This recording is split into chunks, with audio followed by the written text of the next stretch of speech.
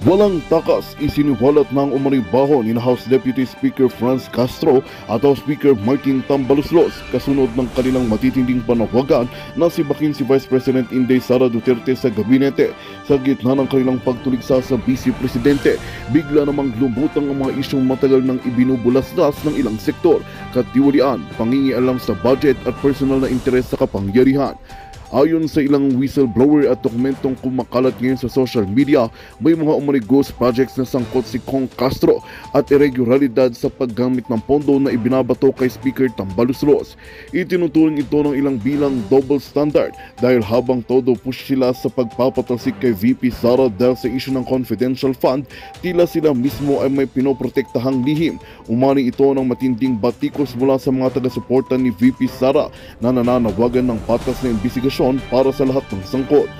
Sa ngayon, tikom pa rin ang bibig ng kampo ni Castro at Tambaloslos sa lumulutang na kontrobersya habang patuloy naman ang paglalabas ng impormasyon ng mga independent watchdogs at online personalities. Tila nagkakabistuhan na sa mundo ng politika at ang tanong ng sambayanan, sino nga ba ang tunay na may malasakit sa bayan at sino ang nagtatago sa baho sa likod ng panawagang reforma? Tutok lamang para sa mga susunod pang detalye sa isyong ito. At yan nga ang balitang ating pagkakatutukan. Ngunit bago ang lahat, siguraduhin mag-subscribe at ihit ang notification bell para sa patuloy na pagtutok sa mga silap ng bagong balita dito lamang sa tunay na boses ng masa.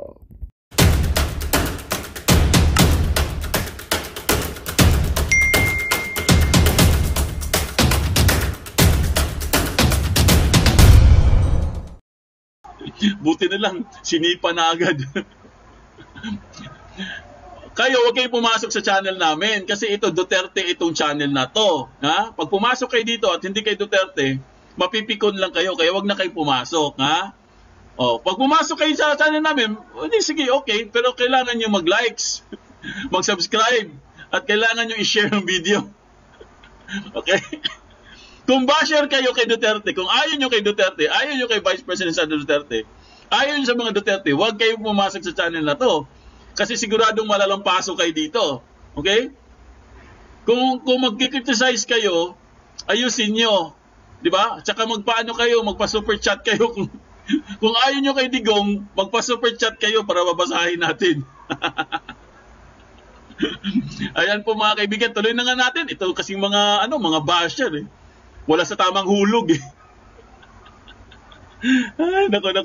Nasa Gaza Strip na ba? Susan? O, yan, sige. Birahin mo.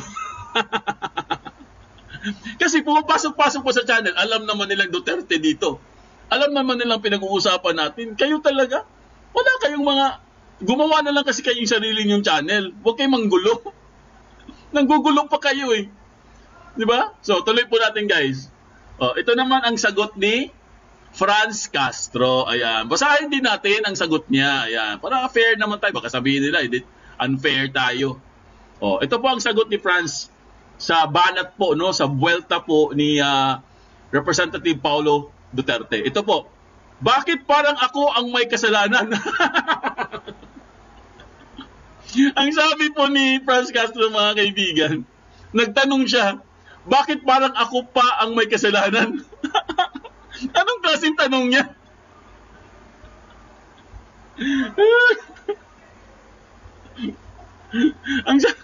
Basahin niyo mga kaibigan, kayo magbasa. Oh. Sinabi niya, ayan o, bakit parang ako pa ang may kasalanan? Bakit ganun yung tanong niya?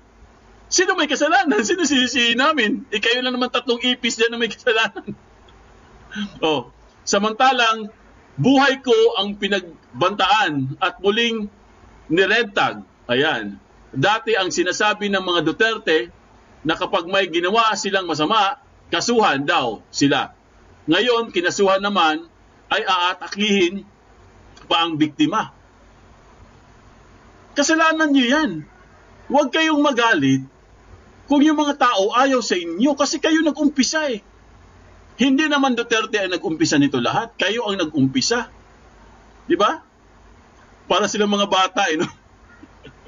para bang inaway. Alam mo yung bata pag inaway, no? Ako may kasalanan. Di ba yung mga bata gumagano yung umiiyak? Hindi naman ako may kasalanan, eh. Parang mga bata, akala mo hindi nag-aral. Pasintabi na po pero nakakatawa lang talaga mga kaibigan kasi hindi ko talaga maintindihan yung gusto nila.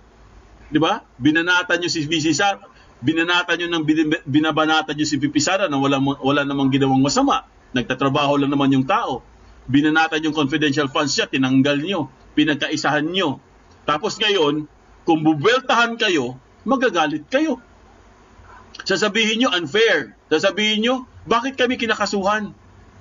Tapos sasabihin niyo, kayo pa ang may kasalanan? Sino ang may kasalanan? Di ba? Tama ba yung sagot mo, Franz? Ha? Tama ba yung sagot mo? Dapat tanungin mo yung sarili mo kung ikaw ba ang may kasalanan. Kasi lahat nito guys, sa totoo lang, no?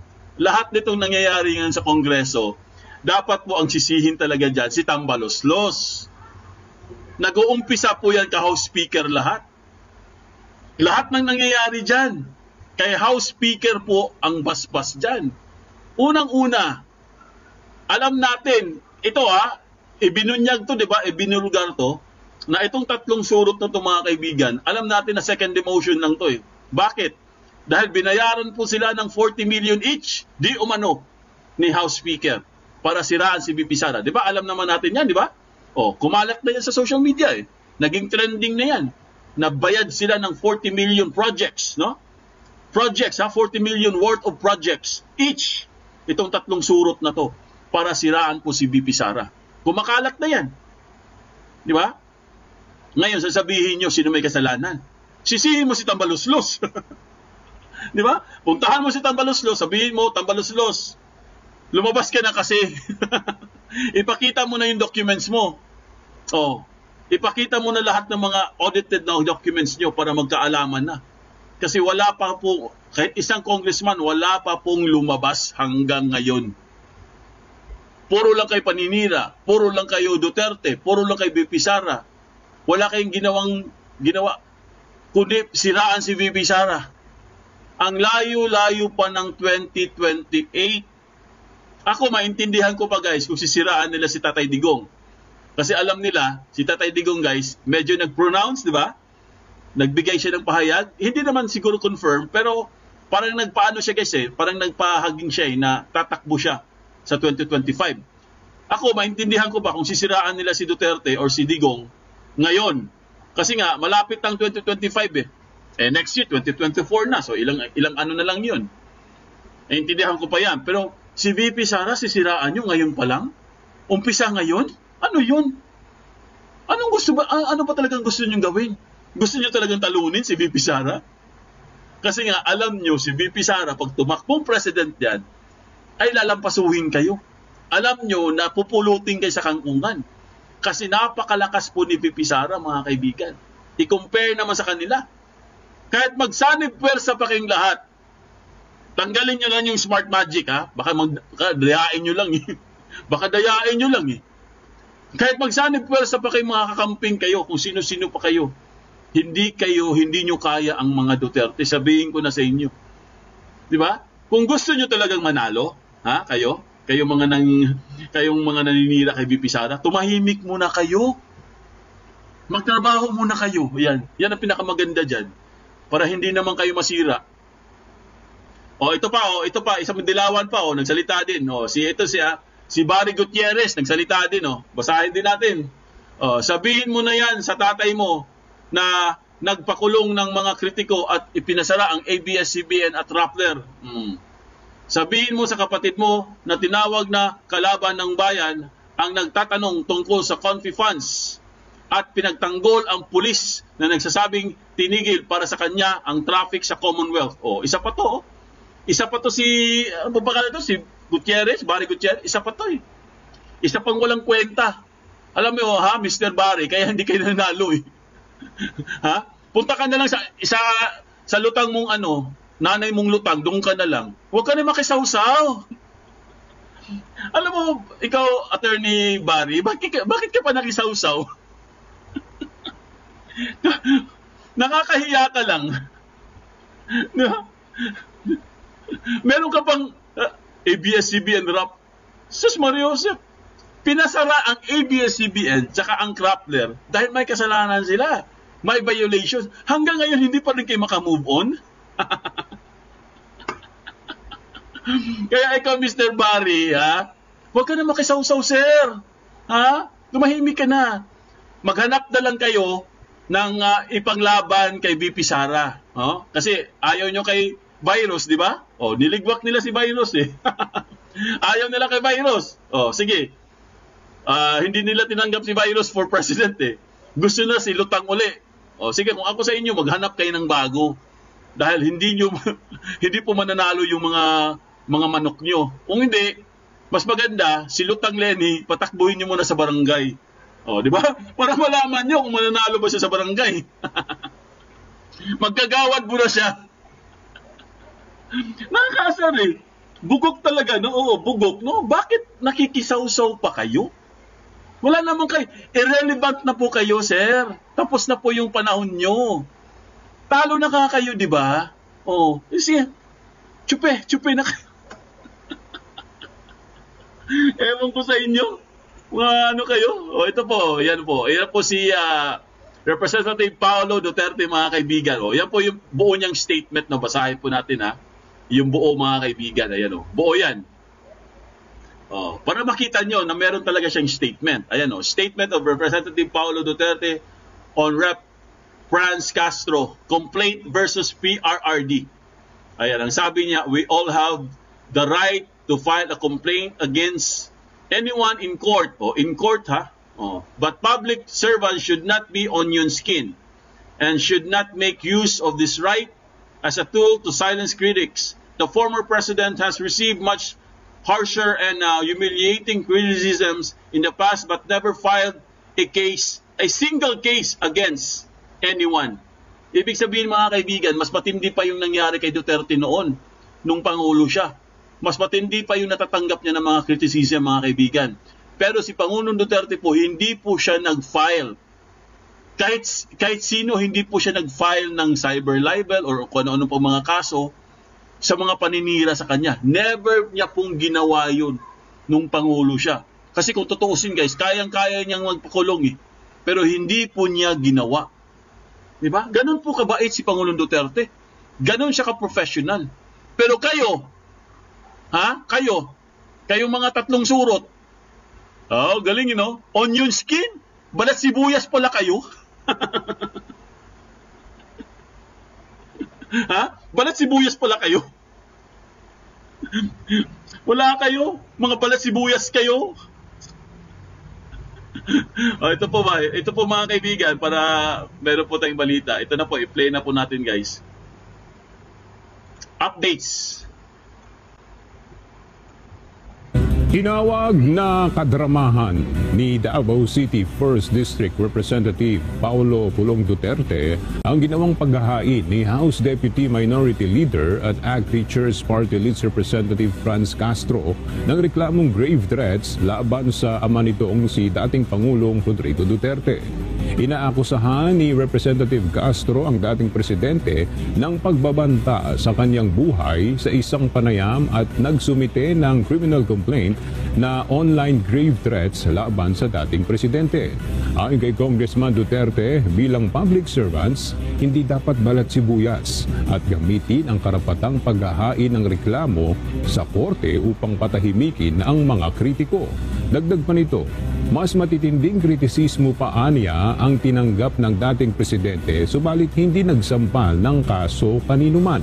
Giit nito, kung may sinabi aniya ang dating Pangulo na sa tingin nito ay banta laban sa kanya, sabihin nito ang totoo at ipagtanggol ang sarili. Sa huli, binigyang diin itong dapat nang itigil ang kadramahan at pagpapamedya, lalo na't marami siyang alam sa mga makakaliwang party list representative. Ayan po si Paolo, mga kaibigan. Bagay din sa kanya, no? Bagay sa kanya maging president, no? No? Bagay sa kanya, di ba? Si Paolo. Magaling din yan si Paolo, mga kaibigan, eh. Magaling din yan. Bagay talaga sa kanya. May future siya, no? Para maging president. Ito na po, mga kaibigan, pakinggan po natin, guys. Okay, kasi ang sinasabi lang niya pinaka-gist dito, Ang sinasabi niya is, we all have the right to file a complaint against anyone in court. But public servants should not be onion-skinned and should not make use of this right as a tool to silence critics. So, yun yung parang pinaka-gist ng kanyang sinasabi. Huwag kang magbalat sibuyas. Oo, parang yun yung kanyang pinaka-nasasabi doon, ano? Actually, may isa pang version yan para mas versionin natin, kasi baka mabuti ng ganon. Yung tamang, mas malaking version, Eto, no? We all have the right to file a complaint against anyone in court, but public servants should not be onion-skinned and should not make use of this right as tool to silence critics. The former president has received much harsher and humiliating criticisms in the past, but never filed a case against anyone. As public servants, we all are under scrutiny by the Filipino people. If the former president has said something that threatened her, then maybe she should come out clean. Di yung nagtatago tayo sa likod ng so-called right na ito. So yun yung sinasabi ng anak, Oo. Ngayon, alam mo sa akin, pag yung pamilya ang nagsasalita, merong isang factor dyan that we should consider. Ang nagsasalita ay anak niya. Hindi ba? So, syempre, sasabihin, pala mukha, ba't mo pinagtatanggol? Tatay na yun. Hindi ba? Natural lang, di ba? Isang factor yan. Huwag na natin, talaga yan, yung tulad ng reaksyon ni President Duterte tungkol kay VP Sara. Hindi lang sa Vice President, hindi lang sa Secretary of Department of Education. Yes. You're talking about the daughter. Ngayon ito, bilang congressman siya, hindi ba? Tapos nasa rin siya, nasa gobyerno, hindi lang ex-president ito. Hindi ba? Kundi ama. Ama niya yun. Yung kanyang pinagtatanggol, di ba? Oo. So, ngayon, sige na. So, yung binabanggit nga, yung kanya naman din daw ama nung time na siya ay nakaupo, marami ring mga kung ano-anong mga natanggap na masasakit na salita. Pero hindi siya nagreklamo, hindi siya nagsampa ng reklamo. Kung meron man, ibang tao. Yes. Iba. Hindi siya. Yung tungkol sa onion skinned, I think lahat naman kasi tayo, again, sinasabi ko nga, ay kung merong tao na ayaw na na naging transparent ang ginagastos ng mga opisyal, diba, sa gobyerno, parang may mali. No? Kaya sinasabi, don't be onion skinned, at yung tipong kung ikay na po na, may sinabi sa'yo, dahil kaya din nadidirect minsan sa kanila. Because yung plano kasi ni VP Sara or ni Secretary ng Edukasyon na yung mga nagre-recruit, yung mga ganyan, yun ang mahinto.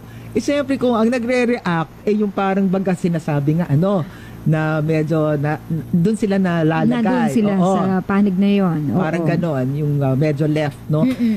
Siyempre, yung mo ngayon, doon mo i-direct. Tama. Na kayo ang pinahihinto. Di ba? Parang ganon, nadidiretso sa ganon yun. Ngayon, again, sa Congress kasi sinabi nga niya na parang ang dami tumitira ngayon. No? Ang dami rin yung mga dating kaalyado, ayan na. Diba? So, siyempre, nasasaktan din siguro itong anak niya. At sinasabi nga, yung parang, yung sa akin talaga yung pag-open ng book, whether Congress, Senate, umabot man hanggang presidente, hanggang barangay kagawad, no? SK, kailangan malaman. Dapat lang. Kailangan lang malaman. Government funds, lahat yung ginagamit sa operasyon ng iba't ibang tanggapan, no? Oo. Actually, para mabalanse din, ito naman na sinagot. So, sa sinabi nga ni Paulo Duterte, ang sinabi naman nito is, we all have the right to file a complaint against anyone in court, but public servants should not be onion-skinned and should not make use of the right as a tool to silence critics. Sinagot naman ito nung nagsampa, ni Act Teachers Party List Representative Franz Castro. Ang sabi naman niya, bakit parang ako pa ang may kasalanan? O di pa parang linya yun ng movie? Ba't ako? Bea Alonso yata yun. Bakit parang ako pa ang may kasalanan? Samantalang buhay ko ang pinagbantaan at muling ni Red Tag. Dati ang sinasabi ng mga Duterte na kapag may ginawa silang masama, kasuhan daw sila. Ngayong kinasuhan naman ay aatakihin pa ang biktima. Legitimate criticisms of public officials are valid. But what Rodrigo Duterte did was not criticism but threat. Sige po. Hindi po nakapagtataka. Kilala po natin si former President Duterte, di po ba? Pag nagsalita, parang natatakot ka na kunti, no? Pero sa totoo lang, hindi po ganoon. Hindi po ganyan na po ang ating mahal na Pangulo. Kilala ko po yan. Now, doon po sa isinusunong ni dating Pangulong Duterte tungkol sa corruption, ako naman po ay anti-corruption advocate ako since 1975. Since 1975 po ako. Kaya inorganize po natin yung MRD ni Sisi noon nung siya ay na-convince na tatakbo dahil sa kanyang advocacy tungkol na rin sa anti-corruption. So, hindi po natin masisisi ang mama dahil mula noon hanggang ngayon, yun pa ang programa niya. Diba? Para po ma-ibsan natin o mawala ang korupsyon sa ating gobyerno kasi nakapakataas po ang rangko natin sa among the 187 nations of the world. Biruan mo, nandun tayo halos sa gitna tayo So napakahirap, paano po unglad ang ating bansa kung nandiyan ang korupsyon? Pero ang sinasabi ko, sa corruption po, dapat po lahat ng ahensya ng gobyerno, mula sa executive hanggang sa judiciary, ay dapat makaroon na special audit po. Kung saan napupunta yung mga budget na mga ahensyang ito. Pero po, hindi naman po si President Duterte lang, nandun lang siya sa nasa legislative, pero ako pati judiciary. Di po ba? Yes. Lahat ng ahensya ng gobyerno dapat dumaan sa special audit. Pero yun pa ang gusto ko. Ito kasing dito po sa NCPF ngayon, kung saan ako nagtatrabaho ngayon, ay kagaya na ginawa ko sa TISDA noon, naging sekretary ako doon, and then dumating ako sa LUA, hanggang dumating po ako dito sa NCPF, ang aking advokasya is anti-corruption. At because of that, maliban sa internal audit namin dito, ay mayroon din kaming ginagawang audit na galing naman ito sa DILG kasi attached agency po tayo sa DILG. Pero sumulat na rin po ako sa Commission on Audit na dapat makaroon kami ng special management and financial audit. Hindi po dapat mahihiya dito. Yes, dapat lahat ng ahensya ng gobyerno ay magdeklara na sila nga ay corruption-free. Yes. Mula sa pinakamalaki hanggang sa pinakamaliit na ahensya ng gobyerno. Tama po. Yung tumatanggap ng budgetary support from the national government dapat po magdeklara na sila ay corruption-free. Pero yun po ang bukasin natin. Okay, attorney. Okay, yung kasi nito, yung tungkol sa corruption, at tama naman po, lahat naman yata nag-agree na gusto natin maging transparent yun. Yung tanong ko lang po ulit, because the file, yung kanyang nireklamo ay tungkol po sa grave threat. Yun po yung final, So gusto ko po mahingi sana ang inyong opinion tungkol dito, sir. Doon sa final na grave threat against FPRRD. Hello? Against FPRRD. Opo. Sa aking paningin po, kung kilala mo sa aking paningin po, kung kilala natin po si dating Pangulong Duterte, hindi po kayo sasampa ng kaso kasi ganyan po. Ganyan po ang ugali ng ating mahal na Pangulo. Seryoso siya sa kanyang sinasabi. Hindi dahil nagsasabi, anong grave threat doon? Wala po yun. Talagang ganyan Talaga niyan si Pangulong Duterte. Oh. So hindi po bilang dating Pangulo ng ating bansa, karapatan po niya magsalita kung ano ang nakita niyang mali o tama sa ating ginagawa dito sa ating pamahalaan. So, Wala si Pabong. yes. So bilang attorney po, so na anong nakikita ninyo na pwedeng depensa, no? Doon sa nireklamo. Yung panlaban, bakit hindi siya grave threat? This is po yung I respect lawyers in this country, pero sa aking pananaw po, hindi dapat sampahan ng kaso ang ating mahal na ating Pangulo. Karapatan po niya na punahin, ang dapat punahin, purihin ang dapat purihin. Karapatan po yan. Karapatan ng bawat Pilipino, lalo-lalo na ang dating Pangulo ng ating bansa. Kayo ba bilang chairman nitong MRRD and ECC ay yung sa mga kongreso nga po medyo tinamaan doon sa sinasabi nyo kanina, no, yung pinapa-open ng mga libro. So sa tingin nyo ho ba ay meron ding maaari na magkakaisa sila na ito ang kasong gagamitin, no, against him to pin him down because nire-relate nyo kanina sa about the corruption na pag-open ng books?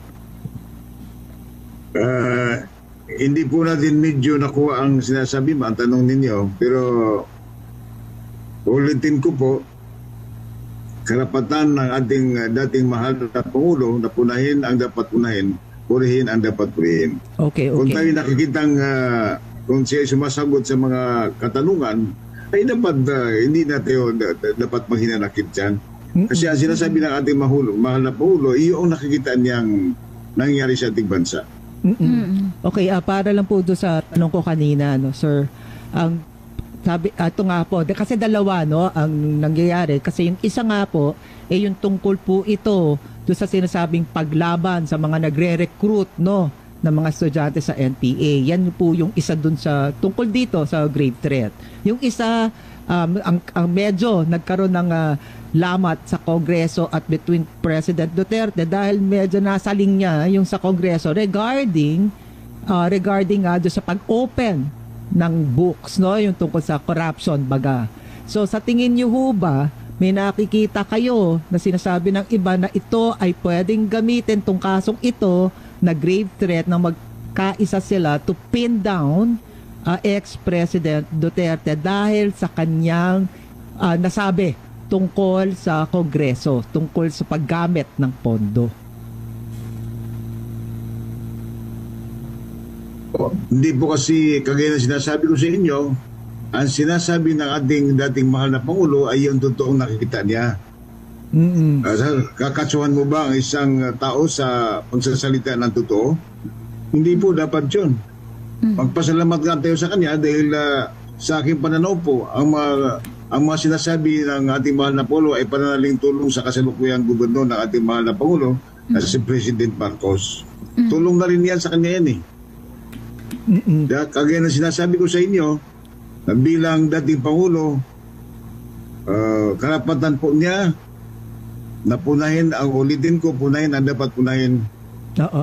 Sir, Di ba? Imbis na kasuhan mo, dapat nga magpasalamat pa tayo kay Pangulong Duterte, sabi po ni Attorney Mamadyong, no? Yan po si Attorney Mamadyong, mga kaibigan, no? Ano din ni Duterte yan eh.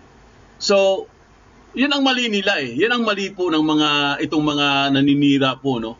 Dahil sa totoo lang, guys, wala na, syempre hindi na pangulo si Digong eh. Di ba? Pero naging pangulo siya. Kailangan lang talagang respetuhin. Kung ano yung sinasabi niya, guys, yun yung observation niya eh. Di ba? Lahat naman kasi tayo may rights, no? Na magsalita, mag-express. Dapat yun respetuhin. Dahil nga, dumaan siya dyan eh. Naging leader natin siya, naging pangulo natin siya. Naging commander-in-chief ng Pilipinas. Di ba? Dapat nga, sa totoo lang, sabi nga ni attorney, di ba? Dapat magpasalamat pa kayo. Imbis na kasuhan nyo, magpasalamat na lang kayo. At least, nalaman natin ang mga tinatago dyan na pondo sa Kamara. Ngayon, may sikreto pala dyan sa Kamara, mga kaibigan, pondo. Ito po, si Attorney Harry Roque, isinewalat po ang pondo dyan sa Kamara. Malalaking pondo po, mga kaibigan. Nagkakaalaman na. Ito po, i-play po natin, guys. Ready na ba kayo sa pasabog ni Attorney Harry Roque? Ito na naman si Attorney Harry Roque, mga kaibigan. Sabi ko nga sa inyo guys, wala nang tigil to eh. Tuloy-tuloy na tong pasabog niya guys eh, kasi naumpisahan na eh, no? Once naumpisahan na, hindi na po titigil yan. Di ba? Kumbaga mga kaibigan, parang Magandang balita ang hatid namin sa inyo ngayong araw. Sa pagtatapos ng aming balitaan, nagbigay kami ng mga mahalagang impormasyon. Maraming salamat sa pagtutok at pagsuporta sa aming programa. Huwag kalimutang manatili sa mga susunod na araw para sa mga bagong balita at mga kwento na dapat nating abangan. Mula sa Boses ng Masa, magandang araw Pilipinas!